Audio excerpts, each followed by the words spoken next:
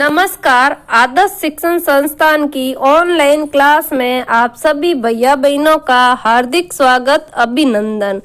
आज हम कक्षा षष्ठी विषय सामाजिक अध्ययन भाग इतिहास का अध्याय 2 आखेट खाद्य संग्रह से भोजन उत्पादन तक।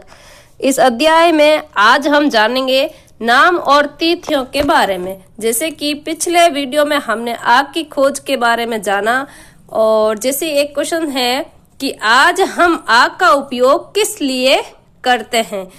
तो भाई अगर प्राचीन काल की बात करें तो लोग प्रकाश के लिए, मांस भूनने के लिए, खतरनाक जानवरों को दूर भगाने के लिए आग का प्रयोग करते थे।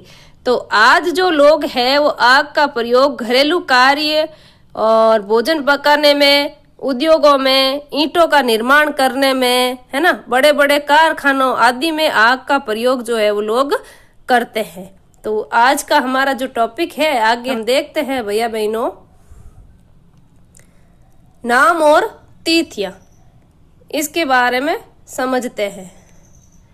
हम जिस काल के बारे में पढ़ रहे हैं, पुरातत्वविदों ने उनके बड़े बड़े नाम रखे हैं। आरंभिक काल को वे पूरा पाषाण काल कहते हैं।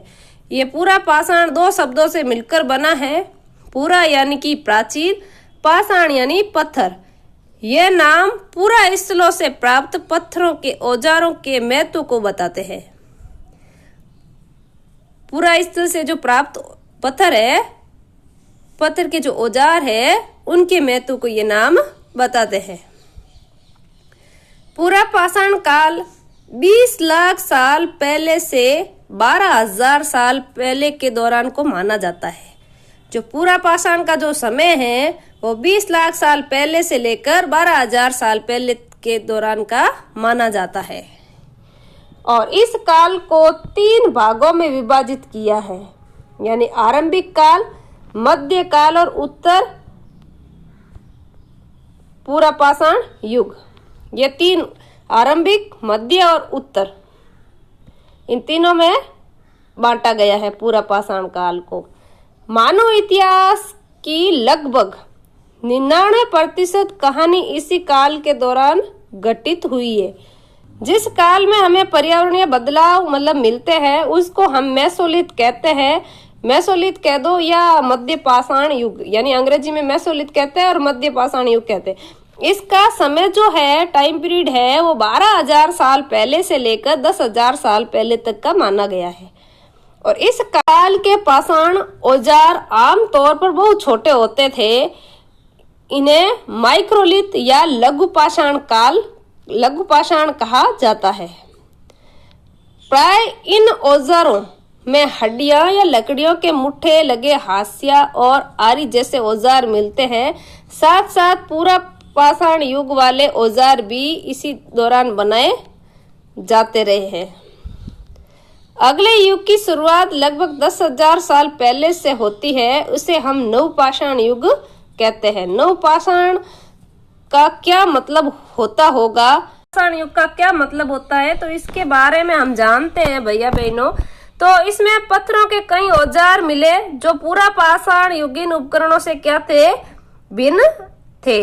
और इनमें वे औजार भी मिले जिनकी धार और अधिक पैना करके उन पर पॉलिश चढ़ाई जाती थी।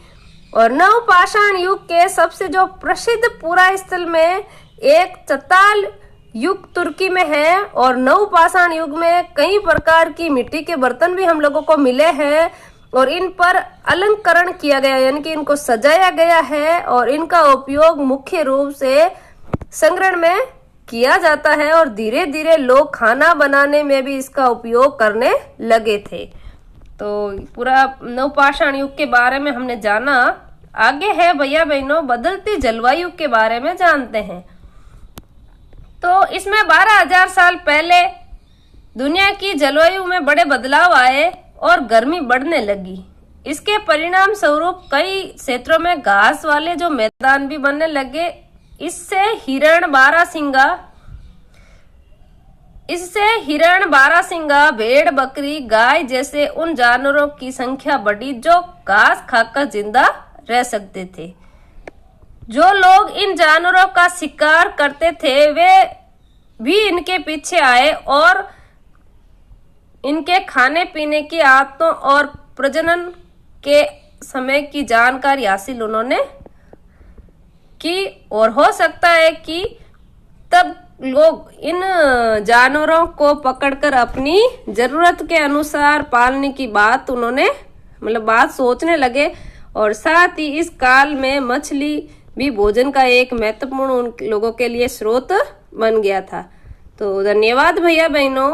अगले वीडियो में हम खेती और पशुपालन की शुरुआत कैसे होती है इसके बारे में जानेंगे।